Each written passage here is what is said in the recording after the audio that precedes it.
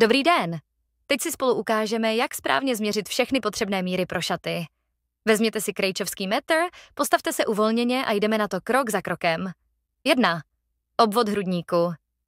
Jak měřit? Páska vodorovně přes nejplnější část prsou. Upřesnění.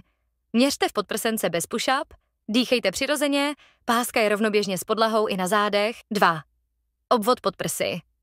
Jak měřit? Těsně pod prsy, páska rovnoběžně s podlahou. Upřesnění. Měřte po klidném výdechu v místě, kde sedí obvod podprsenky. 3. pas.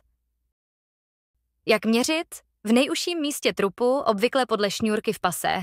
Upřesnění. Nestahujte břicho, stůjte uvolněně, páska přiléhá, ale nezařezává se. 4. obvod boků. Jak měřit? Přes nejširší partie hýždí. Upřesnění. Nohy u sebe, páska vodorovně. 5. výška prsu. Jak měřit? Od ramene u krku přes vrchol prsu k podprsní linii. 6. Délka předu k pasu. Jak měřit? Od jamky u krku přes prso až k pasu. 7. Šířka zad.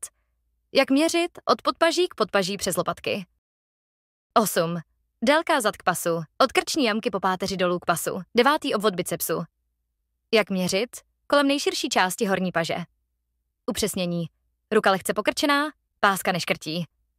10. obvod zápěstí. Jak měřit? Kolem zápěstí v místě, kde sedí manžeta. 11.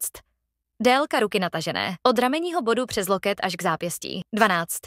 Délka ruky ohnuté. Stejně jako nataženou, ale loket je mírně pokrčený. Páska se vede po vnější straně paže. 13. Výška postavy. Jak měřit? Od temene hlavy až k patám. Upřesnění. Měřte na boso, s nohama u sebe a v rovné pozici.